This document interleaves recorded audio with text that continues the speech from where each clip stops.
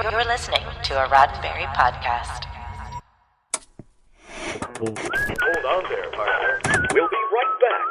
But right now, time for Tales from the Mean Streets. With Gene-ology, a Roddenberry podcast. Episode 13, Oil Lease.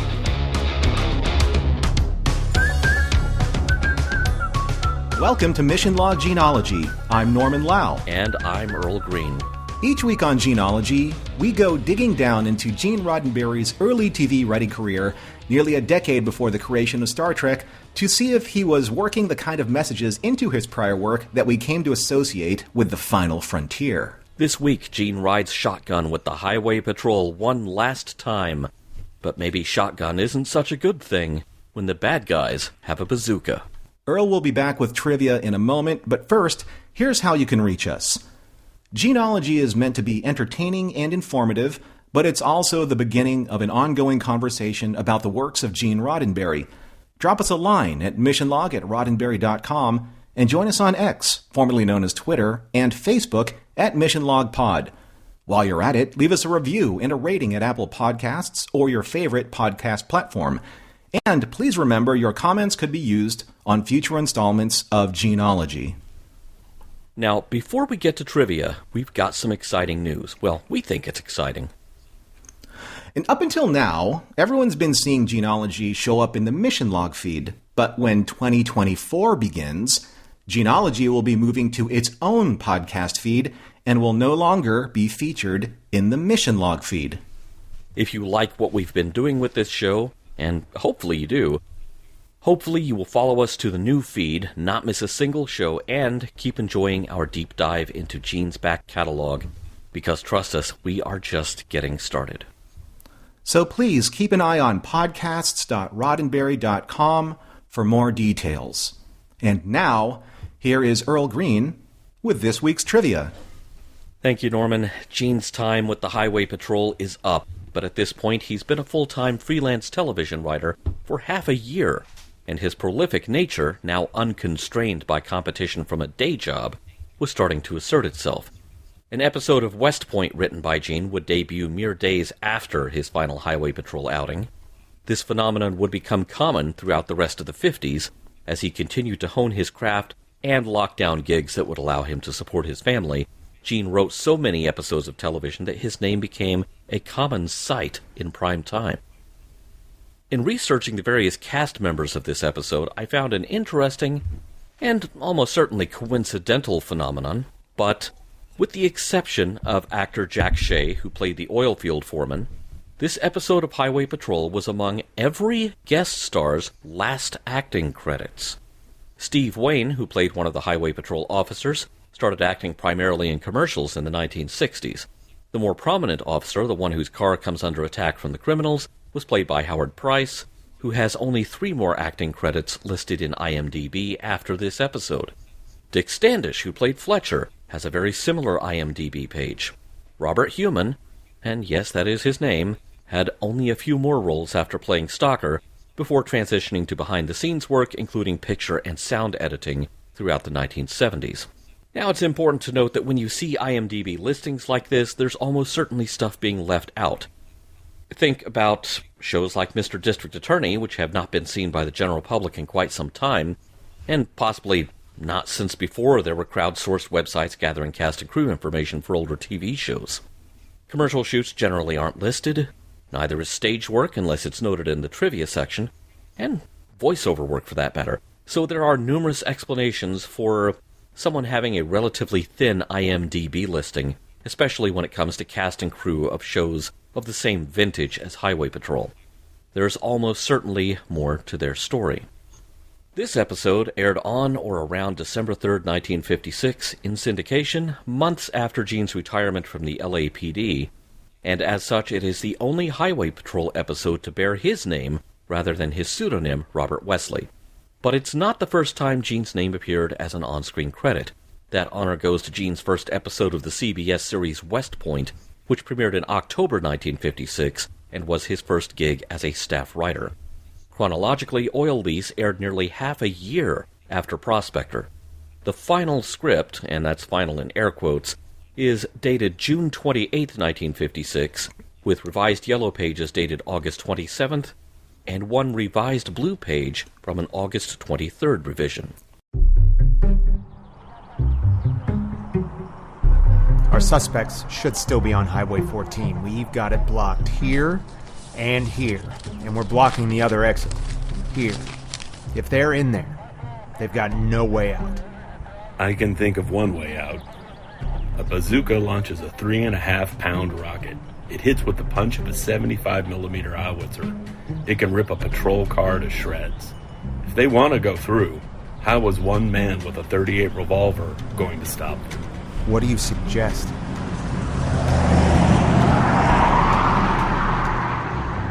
We can move in some armor. How long? Base is 300 miles away. Say 6 hours? They should be at one of our roadblocks in 6 minutes. They've got you on firepower and range. Let's hope they don't fight. Suppose they do. We've got something in common with the Army, Colonel. That's what we're paid for, too.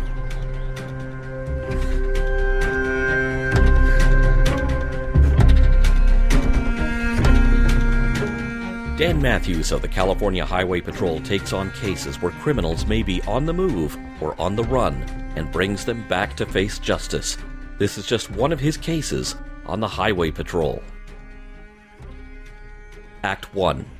A car pulls off the side of a rural stretch of highway and two men, Stocker and Davidson, step outside to watch. If Stocker's information is right, the next vehicle they will see will be right on schedule, the armored truck carrying the payroll cash to a local oil company. Stocker's got a plan for a daring heist, and he's got a bazooka, stolen from an army base. The bazooka is pretty much Stocker's entire cunning plan, and boy does he love to talk about his time in combat in Korea. Oh hey, there goes the armored truck, right on time. Stocker and Davidson get back in their car and follow from a distance. It's on. The plan is in motion. Elsewhere on the highway, Dan Mathews of the Highway Patrol meets up with Fletcher from the Army's Criminal Intelligence Division. Stocker's theft of the bazooka and its ammunition have not gone unnoticed. He also stole gas grenades and gas masks, and when Stocker and Davidson last stopped at a service station, the attendant there noticed the bazooka in the back seat and called the Highway Patrol. With only 2 other patrol cars at his disposal, Mathews orders 2 roadblocks to be set up near the suspect's last stop. One of his officers notes that the oil company is nearby, but so far as he knows, they write checks for their payroll. Mathews feels like the suspects are boxed in already, but Fletcher begs to differ. After all, Stocker has a bazooka, and Fletcher says that can make quick work of a single-car roadblock. But the first vehicle to be stopped by the roadblock is the armored truck, which just completed its delivery of $33,000 in cash, not checks, to the oil company. Mathews and Fletcher head to the oil company in Mathews' patrol car, but by the time they get there, it's too late. Stocker and Davidson have already struck and made their escape with the entire cash payroll. Mathews checks to see if Fletcher is armed, and he is, but Fletcher points out that he just has a handgun.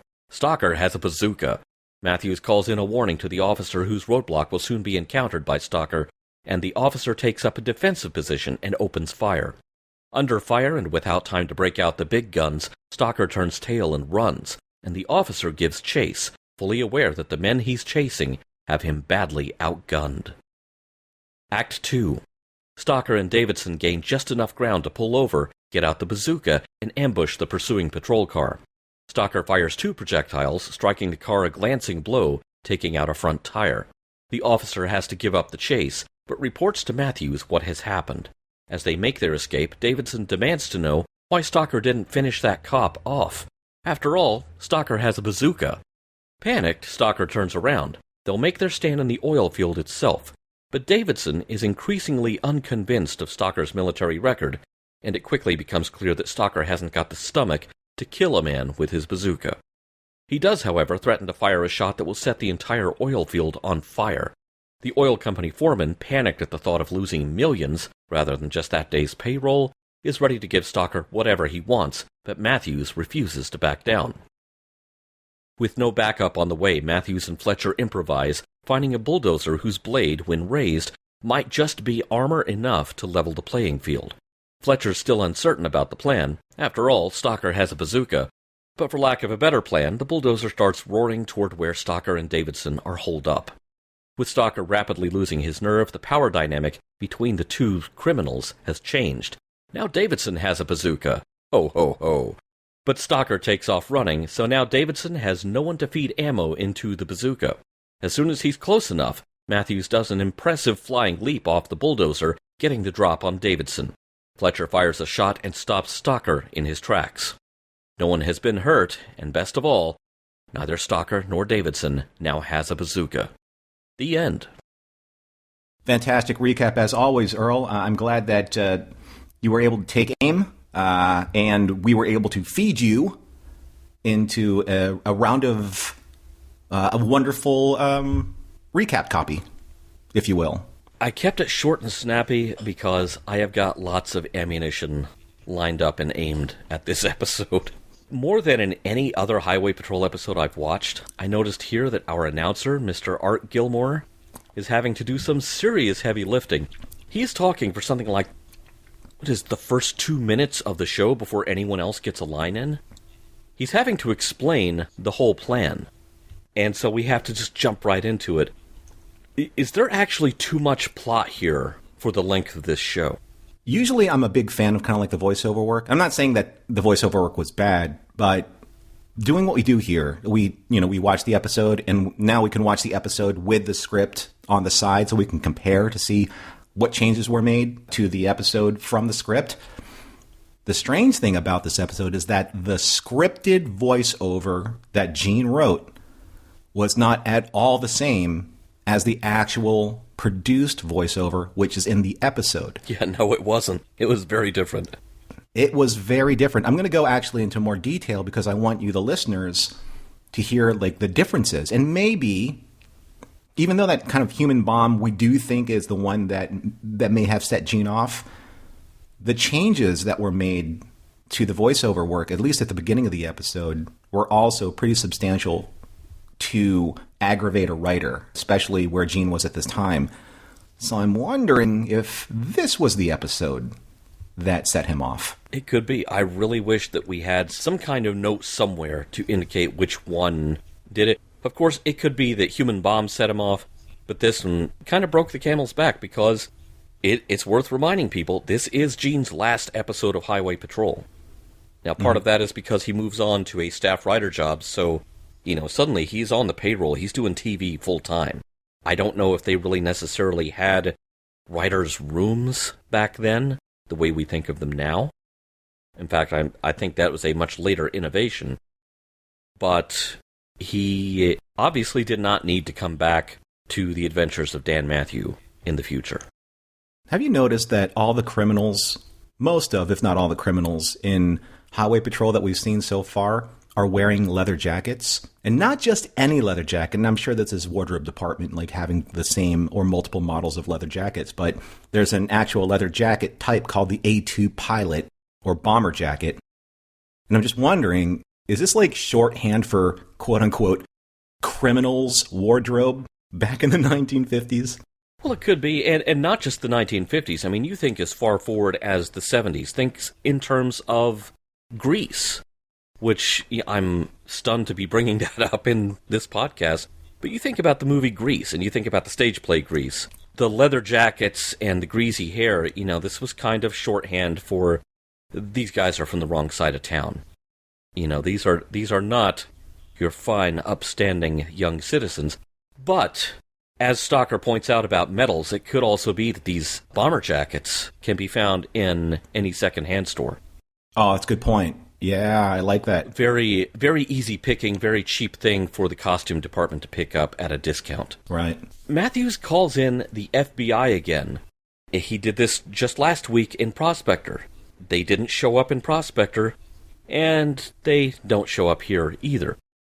We can afford to talk about the FBI, but we can't afford to show them, apparently, although I find myself wondering if this is maybe a decision on the executive producer end. Mathews has to be top of the food chain in this show. Mm-hmm. If we show someone above him, that somehow reduces him. Right. Even Fletcher, like later on, he's kind of second fiddle. Everyone's a little bit second fiddle to Dan Mathews, so that makes perfect sense. Even though that He basically he has the governance over, what, a handful of highways and like 5 cop cars or something like that? Only 2 cop cars this week, man. I mean, right. The Romulan blockade is just going to get right through these cop cars. If anyone like wanted to do any kind of crime, just find like the police district or the organization that has like the only 1 car in the sector, or the only one. I mean, there is actually, I know this is a little off script. There's a funny scene though where one of the cops, he gets his tires blown out by a bazooka shot. And Mathews says, "Can you get back to the highway and set up a block?" I'm like, with what? His body? Right? It's like, what's he going to do? Shove? Yeah, exactly. He's going to like shove the car. For all of you people who are listening and not seeing this, this is Earl like just making himself into like a paper doll figure and saying, "No, please stop." A la Austin Powers and the steamrolling machine. Not that this was a funny episode, but there were funny scenes in this episode that I thought that were just a little chuckle-worthy. Mathews tells Fletcher that a gas station attendant was able to give him descriptions on their suspects because he saw the bazooka in the backseat of the car. A bazooka in the backseat of a car. I also think it's great that, hey, you know what? One bazooka in this entire story is like the greatest threat that you would see in the 1950s. Like, you have human bomb, a guy with, a bunch of dynamite in his car. That's super terrorist threat. A bazooka, super terrorist threat. It would kind of get laughed at today, having a bazooka, because it's like that scene in Crocodile Dundee where this kid tries to stick up Mick Dundee with a switchblade, and he goes, "That's not a knife."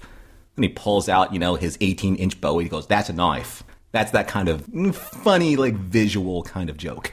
Now I'm starting to think this whole episode came about because of a visit to the Army surplus store, if you think about it. Oh, we got bomber jackets and a bazooka for $12. Gene, can you write something to fit this? Right. Bomber jackets all over the place, and a guy Prop department comes in under budget. Yeah, exactly. Speaking of changes to the script, when we do our little mini dramatizations of scenes from Gene's scripts for Gene-ology, we are working from the scripts and not referring to the show itself. In fact, the scene is usually one of the first things that I pick out for a show. In our scene for today's episode, there is an unnamed army colonel who gets one line. In the show as filmed, that line is given to Fletcher. The script had 3 characters, the show only had 2, and to be honest, it doesn't really need this extra colonel to be a separate character. And so that's a case of, hey, we spent all our money on this army surplus bazooka. We're not paying another actor for that one line. Well, maybe the idea to add the colonel in the script was just a kernel of an idea. And it just popped, and now he's gone. You see what I'm saying? Yeah. The inflation check for this episode, inflation check as in we're checking the inflation of a monetary value in this episode. So the payroll for the oil lease land is $33,000 in payroll cash in the armored car that the guys are going to heist, that Stockton and Davidson are going to heist. That's approximately $340,000 in U.S. dollars today, which will help feed into your point later on, Earl, about the, I guess it was the oil foreman saying, "We don't care about our paychecks. The oil derricks are worth more." So $340,000 to what the value of the oil is the point. Looking at that $33,000 figure, I didn't go look it up, but I just instinctively knew from our past discussions of the valuation of the dollar now versus then. I was like, oh, that's a pretty good chunk of change. It's a little over 1,000% increase. Yeah. There's a bunch of really odd ways that Stocker pulls the bazooka out from the backseat of his car and then hoists it and then puts it back in the car. I mean, first of all, why not stick it in the trunk? Because second of all, if you did, then the gas attendant wouldn't have seen it. Maybe. Now, this is going to become a thing later in discussion. I know I've got some notes mentioning this. As we find out, Stocker did not see combat. He brags about it. He's kind of like the Wish app version of Deed from Police Brutality. You, I think, saw the same thing. He is even less capable than Deed. Deed is actually more dangerous. Deed's got a better plan. Stocker's whole plan is, I've got a bazooka! But, yeah, I noticed that, especially like the first time they hit a roadblock, they can't even get the bazooka out of the backseat. And at one point, when they throw the bazooka in the backseat, it apparently doesn't land right, so, they have the seat that goes forward. He throws the bazooka back there, it doesn't land right, and then he has to adjust it before he can set the seat back and get into the driver's seat.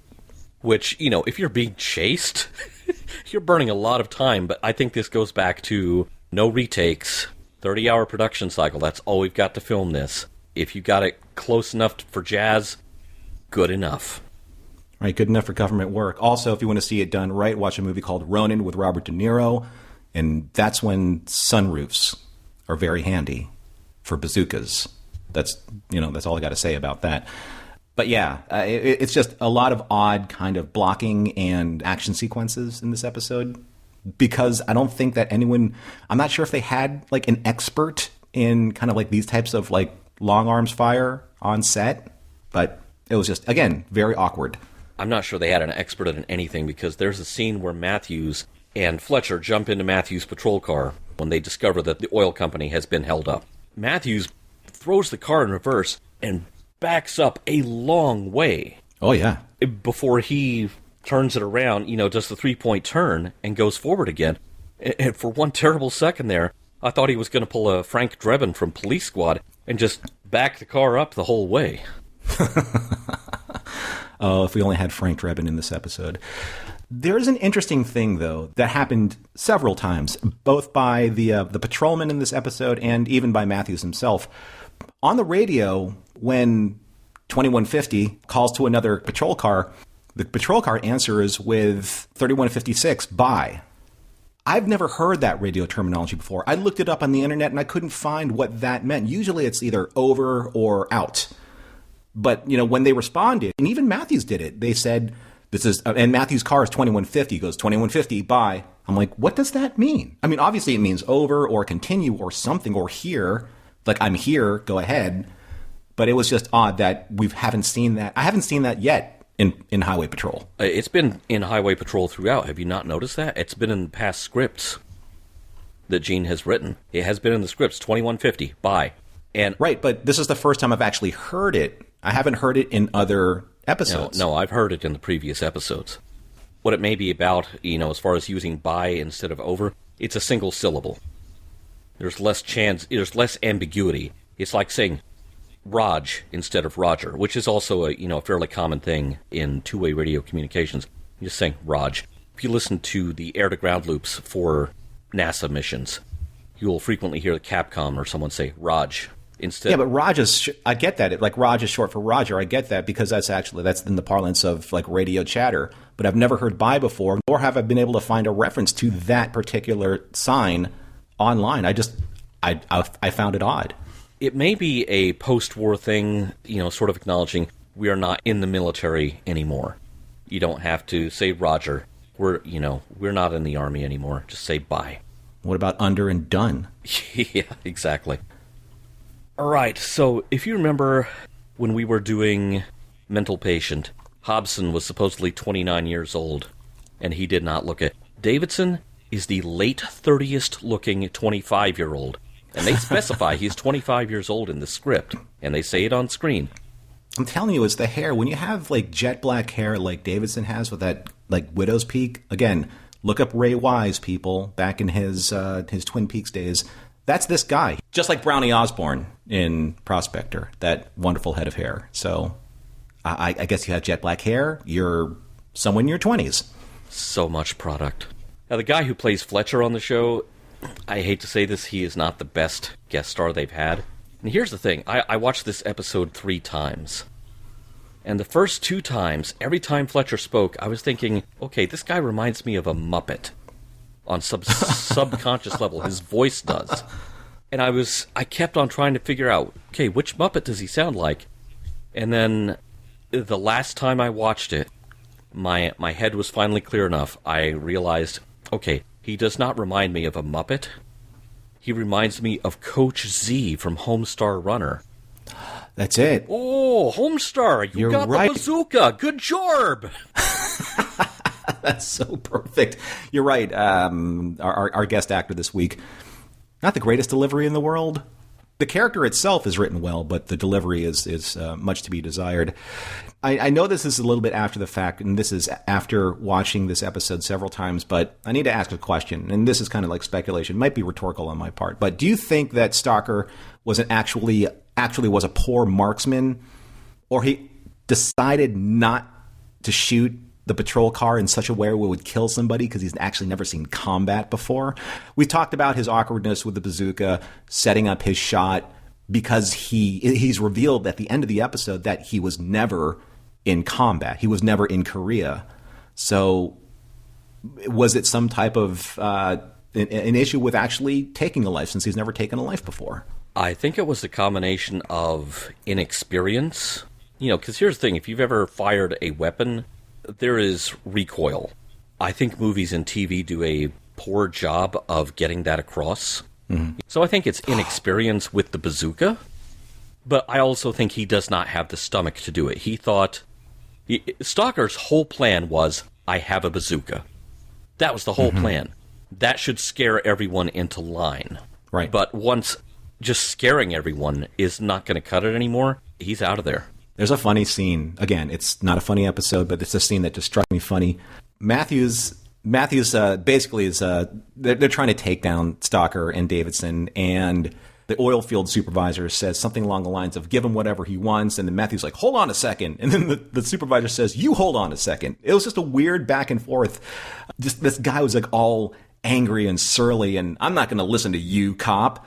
This is our oil field. This is worth millions of dollars. Give him what he wants. You rarely see people give Mathews any back talk. I've got some things to say about that character, later when we are, making more serious observations of the episode, and not just the stuff that made us chuckle. But, that really stuck out to me as well. It's like, dude, it's Dan Mathews. You can't talk to Dan Mathews like that.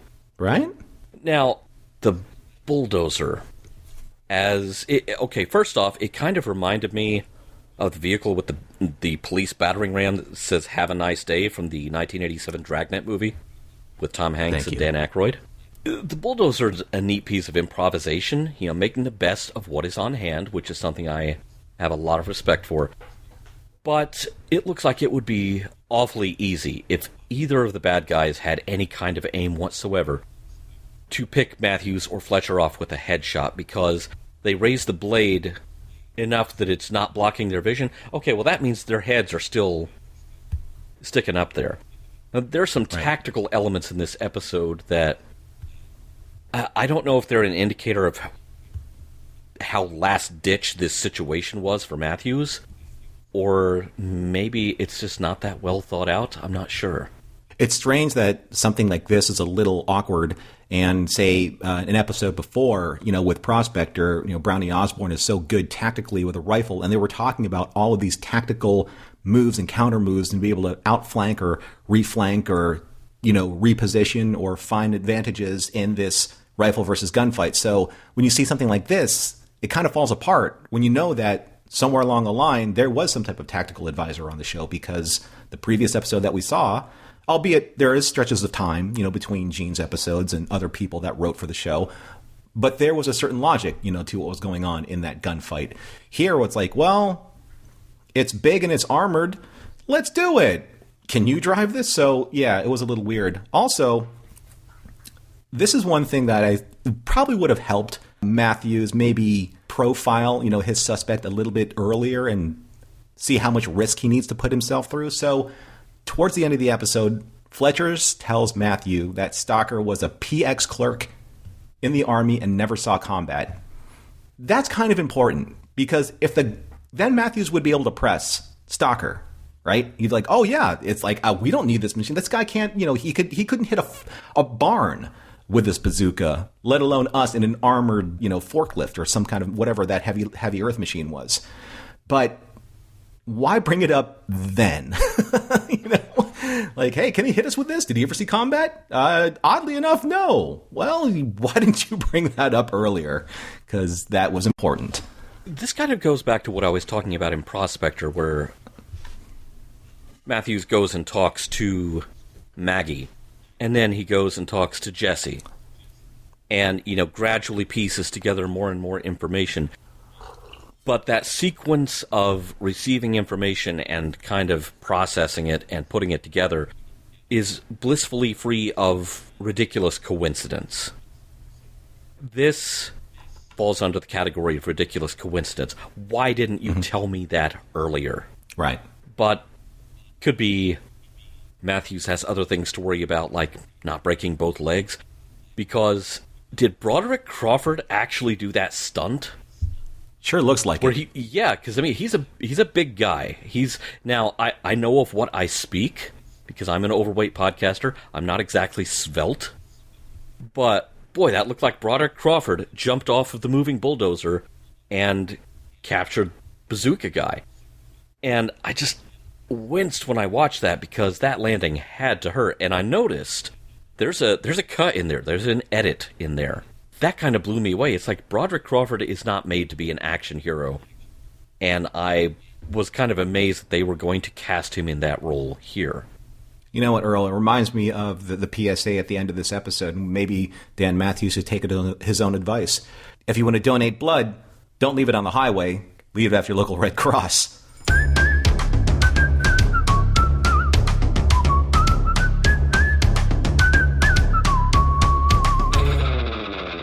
Right, Norman, I was about to give up on finding much meat to this episode. And then the guy from the oil field shows up and opens his mouth. Like you already said, Dan Mathews tells him, hold on, and he said, hold on yourself. Give them whatever they want. You don't know what this oil field is worth. It's like, okay, is it worth more than maintaining order and a rule of law? Because you're just going to embolden someone like Stalker, or dare we say it, someone just as well equipped, but bolder and perhaps more competent, to just continuously run roughshod over you. The oil field guy, I can't figure out what his mindset is. It kind of feels like he's the epitome of the, I've got mine, to hell with you guy. Maybe he can hire Milo Hobson when this is all over. He was a strange addition, as a cameo extra actor, because as we've done with, Mission Log Maine, in the past, John and I have talked about if you remove a plot line or a character arc from an episode and it doesn't affect the episode or the character at all, then why is that element in there? You can take that oil field character. Why is he in there? He doesn't change the stakes, if you will. I think he's just a complication, perhaps to take up time. He could be one of these late additions where, someone read the script and said, okay, this is not going to, if we cut this fast and snappy, it's not going to be 22, 26 minutes. We need an added complication. Right. You have to find some other way to complicate things, some other guy to put in the line of fire, potentially. Although, he disappears after arguing with Mathews. Right. The guy that was in the actual accounting office that was smoke bombed out of there and then bludgeoned, with Davidson's pistol, he would have been the one I thought that would have been able to, if you had to merge the two characters and lines together, the way that you said that Fletcher and the Colonel were merged together to reduce the amount of speaking actors and then reduce the amount of cost, that would have made more sense because that guy, he's coughing up, smoke out of his lungs. That guy would be angry. He would be invested, and obviously he's payroll guy, so he knew about the money and how much everything was worth. It just seemed like all of a sudden this hard hat guy comes out of nowhere and just starts giving Mathews guff. Right? Yeah. Evidently a decision was made. Okay, we don't need an extra army colonel, but we need hard hat guy here, and we need him to argue with Mathews. Yeah. The thing about setting the entire oil field on fire is, obviously this has happened domestically as well, but the thing that I immediately thought of, the thing that immediately came to my mind was, and those of you old enough will remember this, the news footage of the oil fields burning in Kuwait during the first Gulf War. That's not an empty threat. You get that started, it's not something that's going to be cleaned up or stamped out somehow easily. Right, that whole thing when Stalker said, have you ever seen an oil field on fire? And the first image that popped into my head, for those of you who have seen this movie, is Jake Gyllenhaal's Jarhead. There was a preview of that where, he would look at him and he would be looking at again, these oil fields or oil spouts or oil pits on fire. I mean, that is the purest fuel that, you can get your hands on. So that in and of itself was like, okay, that's kind of like getting into like human bomb level threat.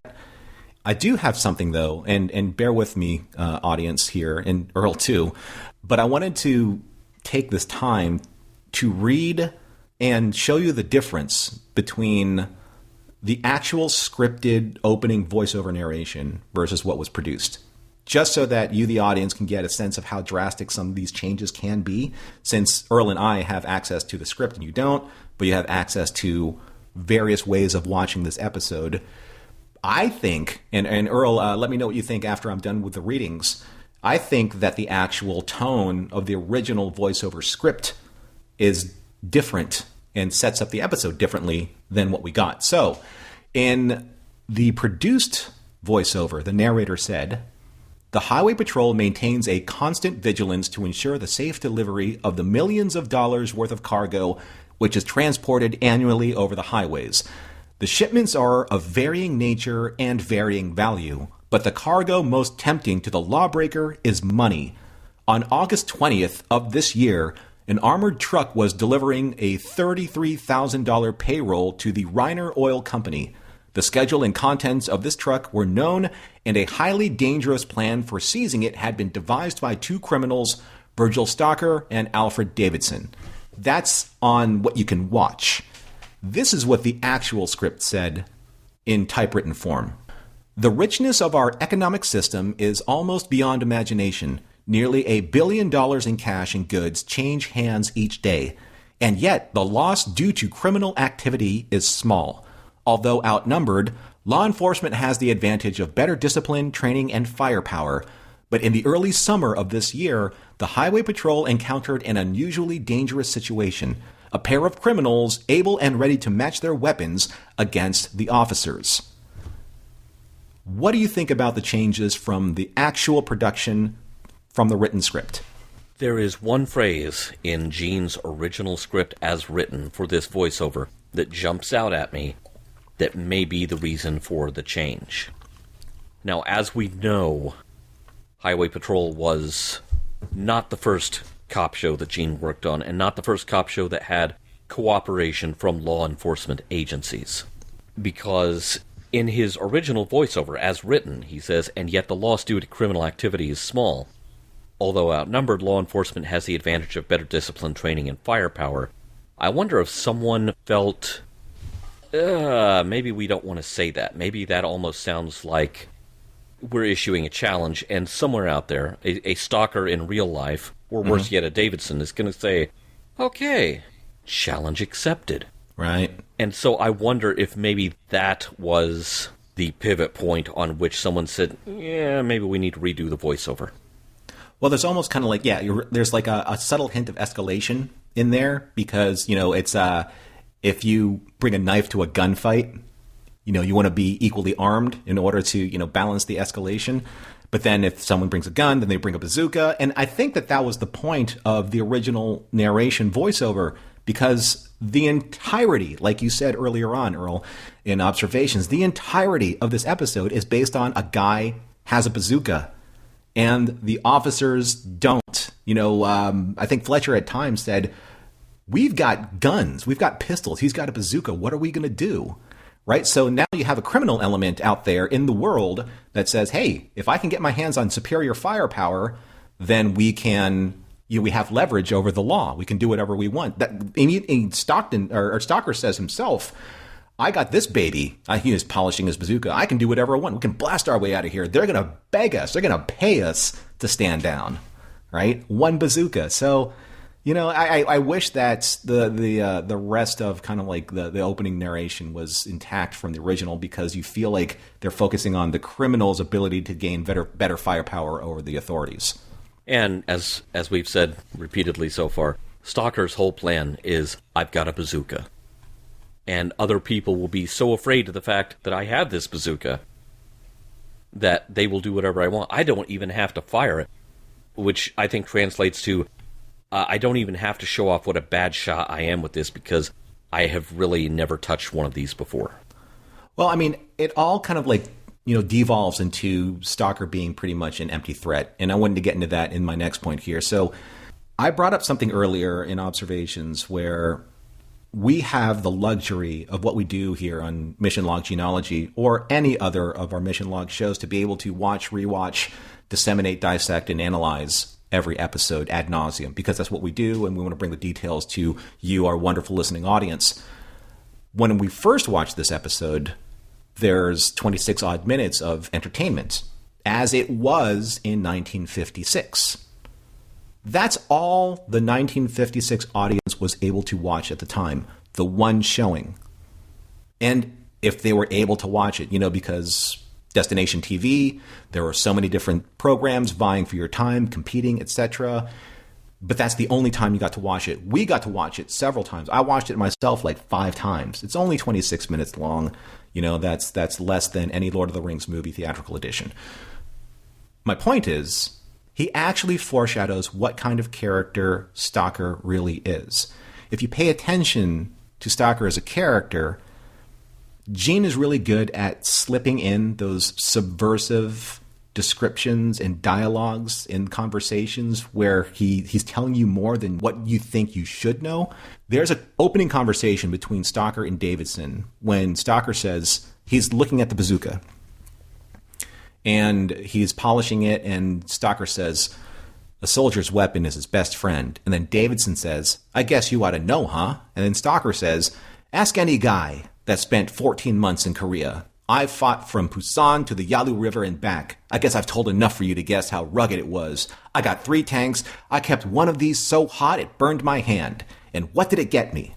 And then Davidson said, "You got a lot of decorations." And then Stalker says, "Tin medals. You can buy them in a pawn shop." Now, if you notice this in the dialogue and in the performance, Stalker's directly evading answering Davidson's statements without any specificity. He's basically saying, 1, ask any other guy that spent 14 months in Korea. And then 2, he's like, the medals, I bought them in a pawn shop. He literally is saying, I don't have any agency as being a soldier. You can do exactly what I did, but I did it first, and now you're regaling me as a war hero. That's what I got from that. But you only get to see that if you get to rewatch the episode multiple times. I mean, did you get that at first, or did it just kind of grow on you as an idea?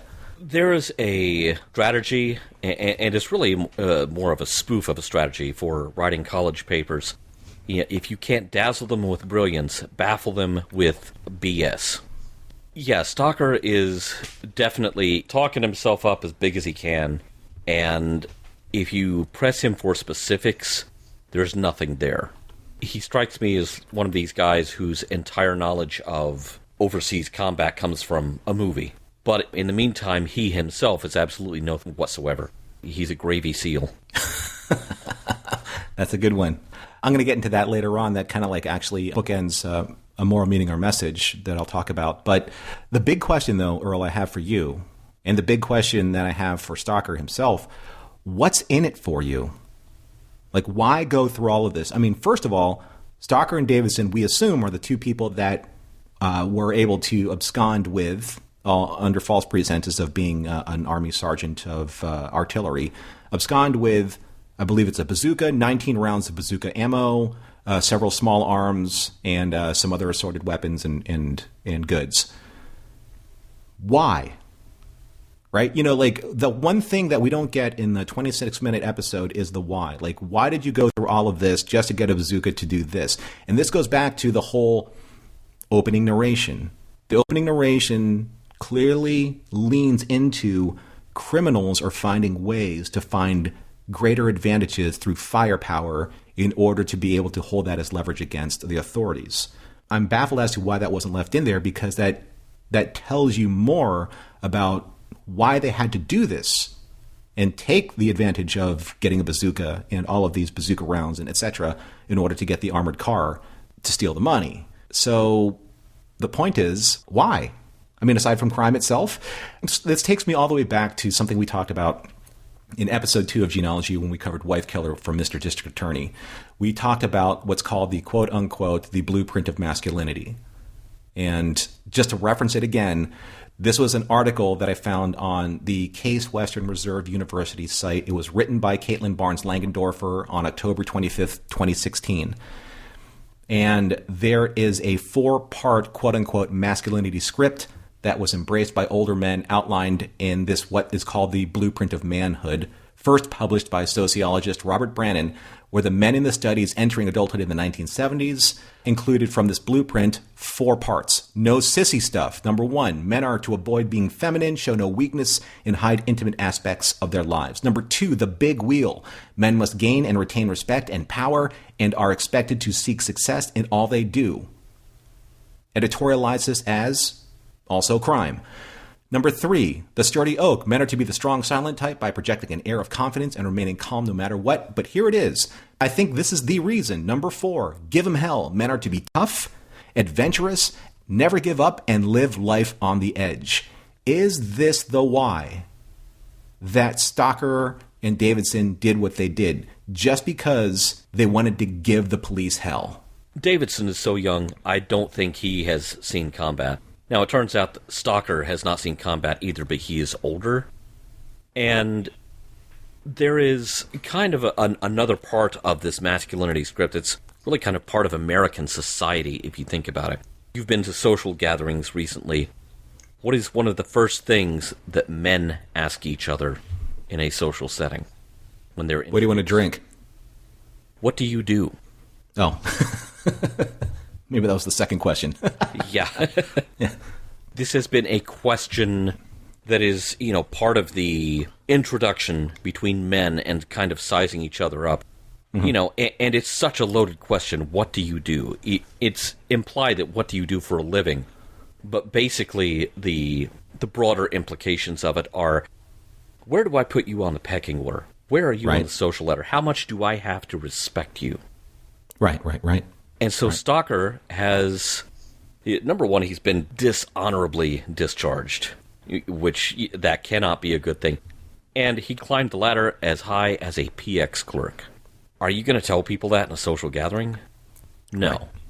So he starts making stuff up. Maybe someone will buy him lunch. Oh, wow, you were in Korea doing that? Here, let me buy you a beer. Tell me your story. Right. It's free meal ticket. But when it ceases to be a meal ticket, maybe it gives him temporary leverage over someone less experienced like Davidson. Now, it turns out what Davidson lacks in experience, he makes up for in ambition, and so he is dangerous in a different way than Stalker. But it gives him a little bit of temporary leverage where he can get someone to help him pull something like this off. And either way, I think it's about, in some way, whether he has done it to himself or not. And this is sort of implicit with the dishonorable discharge. He shot himself in the foot with a bazooka at some point in his career. And now he's suffering for that. He feels disenfranchised and he is trying to... It's sort of like what Asa said in Prospector. I've been out in these hills 40 years, they owe me. Stalker probably feels like society on some level owes him. I did my time in the service, maybe just as a PX clerk, but that was time I could have spent doing something else. Society owes me. And since society's not paying up, hey, I'm going to get a bazooka. Now society's going to pay up. Well, that's a great point, and it leads me into something that I wanted to also bring up, in that it's the aspect of soldiers turning civilian, right? There are a lot of instances in this episode where we're given references to characters who previously served in wartime. You have Stalker, again, dishonorably discharged. He was ex-Army. Morrison said he was ex-Army as well when he mentioned he knew, Morrison being, he was the patrolman, said that he knew the power of bazooka because he's ex-Army. Fletcher, he was an Army intelligence officer, and he knew how to drive the earth-moving machine because he was a previous tank driver. So I found the multiple references in this episode fascinating in the way that how former military, for better or worse, they're either able to reintegrate into civilian life and civilian careers, or conversely, they're able to use their training to seek out careers or find ways or avenues into crime and vigilantism, right? So I'm wondering if this is Gene's way of subtly illustrating that the military still has some type of responsibility for these men after they've served their duty and now are forced to reintegrate into society? Or conversely, again, do you think that Gene is trying to make a point on how potentially dangerous a trained soldier can be after being trained with skill sets and these abilities that serve them in wartime, and now they're living outside of that discipline and the oversight of their military structure and their military leadership? I did reference John Rambo in First Blood in an earlier episode of Gene-ology in regards to someone who served his country, with distinction. And he was trained as a Special Forces Green Beret. I mean, he is the best of the best at doing what he does, right? And he was honorably discharged after serving his time. He was in charge of $1 million equipment. But when he left and he rotated back to the world, he couldn't even get served, food at a diner. He couldn't get a job parking cars. And again, this is the man who has been trained to serve his country in a variety of different unpleasant ways, but couldn't because in Vietnam, he was one of the quote-unquote baby killers. That's what he was called, and all other kinds of vile crap, quote-unquote. And what do you do with what he knows? How does he integrate into society? How's he going to be able to make a living knowing what he knows and doing what he does? Is that kind of the point of where Stalker is? Because he made it through basic training. He knows how to load and fire a bazooka. So are these people just kind of running amok after they leave? If they already lacked discipline, then yes. I don't think it's a brush you can paint everyone with. And I think maybe that is the point that Gene is saying, is that some of these people coming back from war are better equipped to compartmentalize that and, return to some sort of functional life in peacetime, and others are not. I think with Stalker, I really think it is, and we keep coming back to this topic, this sense of bitterness and entitlement. That somehow he did not get what he wanted out of life. He didn't get what he wanted out of Army life. And evidently the Army didn't get what it needed out of him because he was dishonorably discharged. So again, he feels that he is owed something. What skills does he have to, in his mind, balance the books and get what he is owed? He has skills used in wartime. You turn that against a civilian population in peacetime, and yes, like you pointed out earlier, everyone is scared of the bazooka.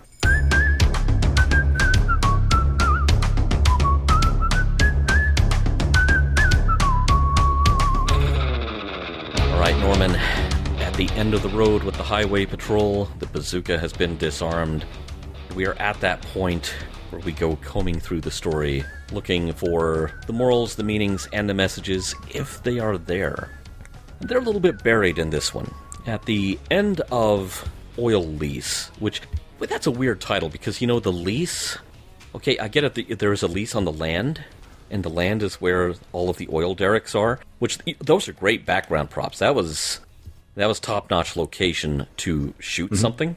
But the oil lease itself is not an element of the story, which convinces me more than ever that someone at Ziv who was tasked with keeping all of the paperwork for all of the individual shows straight.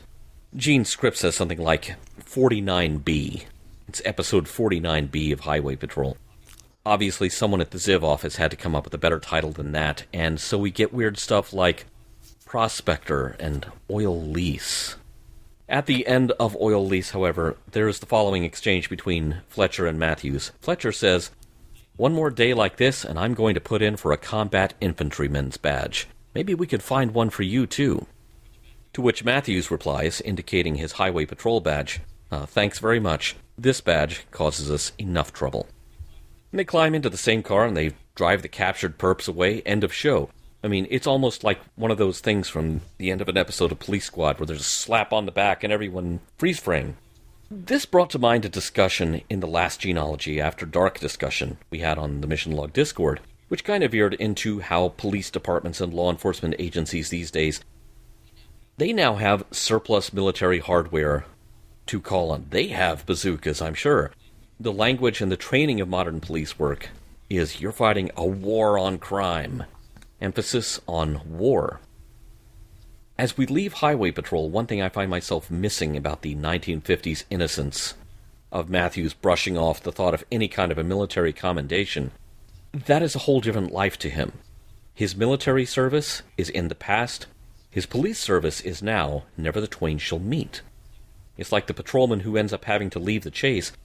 It's safe to assume that Mathews is ex-military, and he has left it behind. He's compartmentalized it. Police work is a whole different thing. Now, this is the first and only Highway Patrol bearing Gene's name instead of the Robert Wesley pseudonym. And though this isn't an episode or script that has too much of Gene's worldview in it, it's safe to say that most of his Highway Patrol work did have messages, both implicit and explicit, about mercy and compassion and not prejudging. And, more often than not, the criminals in Gene's scripts were downtrodden and marginalized, and not just, hey, I'm bad because I'm drawn that way. These are some of the dominant genes that we expect from his later work in Star Trek.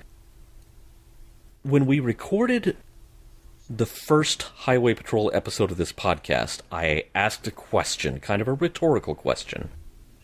And then I cut it out of the show because I felt it was maybe too early to ask that, but now I'm going to bring it into the conversation again.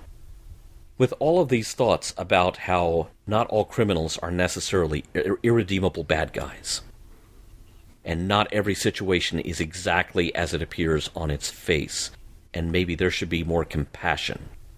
At the same time that, over the decades, police work has become more kind of implicitly violent. They are well armed. They are almost militarized. I find myself wondering, TV writing career or no, how much longer was Gene Roddenberry going to be a police officer? Because it seems like his thinking was at odds with that field of work. And now that we've reached the end of what is essentially the second cop show, because Mr. District Attorney was a cop show wearing a tie, I really find myself wondering how long Gene was for that line of work with these kind of thoughts in his head. He obviously wanted to make a difference. I don't think police work was going to cut it for him much longer. That's a great observation, and I think that I'm glad that you brought up that quote with Mathews, because Mathews almost, the way he says, that this badge causes us more trouble or enough trouble or more trouble than it's worth, that kind of sentiment, that seems like that is Gene kind of like bleeding through his writing into his character from the purview of what he's seen across the information desk in the Los Angeles Police Department. Like, I'm here because having a career is a necessary evil for me to be able to pay my bills. It's not the field of work that I want, it's the field of work that I need. And I almost felt like that is what Mathews is saying. It's not the field of work that I want. It's the field of work that what I was trained to do is best suited for, being ex-military. Again, with the rest of these other characters that we've seen throughout the course of some of these episodes and into Mr. District Attorney, some of these characters, ex-military, they have to find a way to be able to find a career that allows them to join quote-unquote civilized normal society, i.e. non-wartime, non-wartime society. And we see that, I think, time and again sometimes in Star Trek when you have someone like, say, in The Cage, you have a Christopher Pike saying, like, you bet I'm tired. Right, I'm tired of making the decision for, 400 some odd lives. Forgive me, I don't know the quote offhand. But he's tired that he has to weigh the odds of who lives and who dies. But that's the service that he was called to serve, right? But we saw that in the Talosian, the dream sequences, that he would rather be, and in Strange New Worlds too, he'd rather be riding horses in Montana than serving on a starship. Like, serving on a starship is, as someone said about Kirk, it's his first best destiny. Anything else would be a waste of material. You know that quote from Star Trek II. But Kirk would be rather off riding horses and making eggs. And the point is that these people don't want to be at war. They don't want to be shooting people. They don't want to be enforcing or any type of, it's not their policy. It's the Bureau's policy. It's the department's policy, right? So they are a means to an end, but that's not necessarily a lifestyle or a career of choice. It is a means to an end. And I think that that's where Mathews is with that quote, and I think that's where Gene is. So I appreciate you bringing that up because I saw that too, and I thought it was a very poignant line and something that was very Gene Roddenberry-ish. But I also fell on something that he's shown us before, and I think that it's wonderful that we see a reoccurring theme, not just from here in Highway Patrol, but we see this later on in his work, and that is charlatanism being a time-honored tradition of not just storytelling, but something that helps kind of craft very interesting characters. If you're not familiar with the term, or if you need a refresher, because I love doing this, I love going online to the Merriam-Webster Online Dictionary. It's tabbed on my on my Google bar, and it defines a charlatan as, quote, one making usually showy pretenses to knowledge or ability, end quote. So we saw kind of like this really interesting similar situation and relationship with Stalker and Davidson. And we saw this earlier in one of Gene's scripts, and you brought this up, Earl. We saw this in an episode of Mr. District Attorney's Police Brutality with Deed and Artie.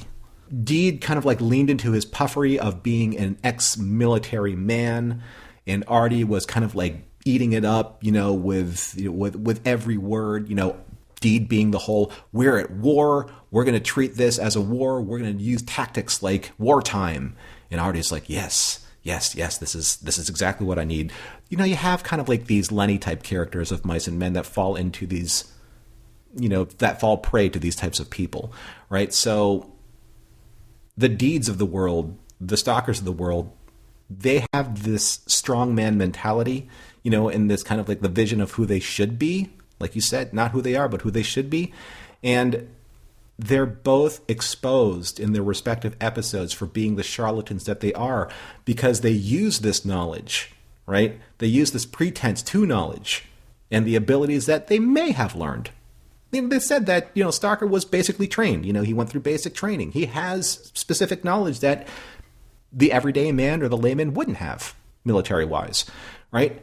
That gives them influence. That gives them the authority over people who want to be a Stockton, who wants to be an actual officer or an actual soldier.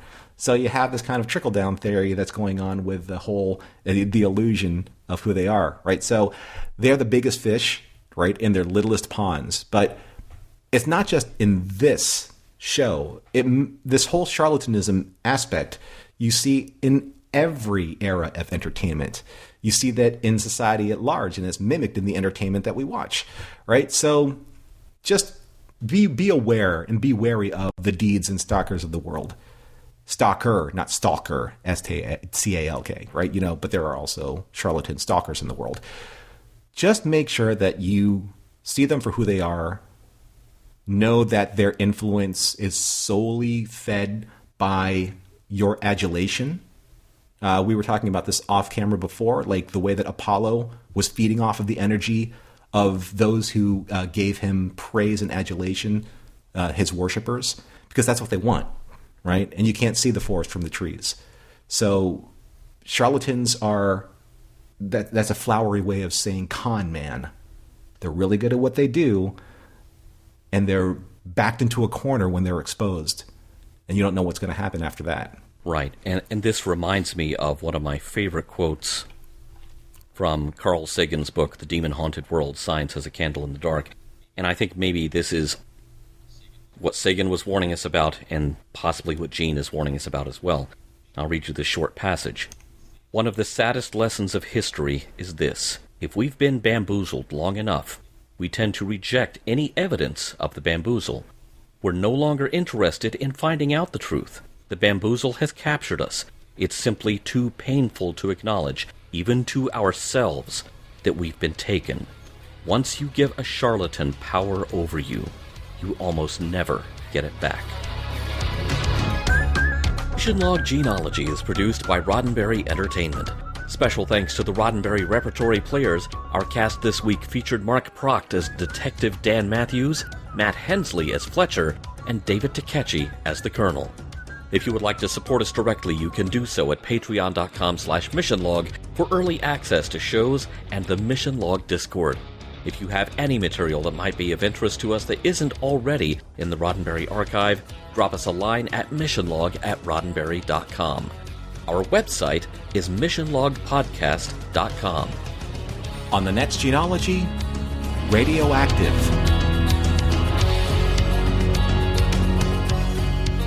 Special thanks to consulting producers Matt Esposito, Homer Frizzell, Tom Kozak, Julie Miller, Mike Richards, Mike Schabel, Paul Shadwell, and David Takechi.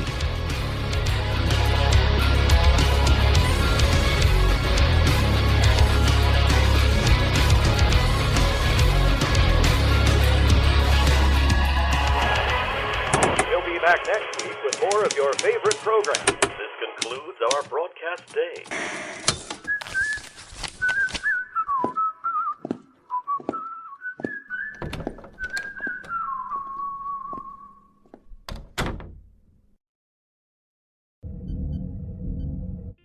This is a Roddenberry podcast.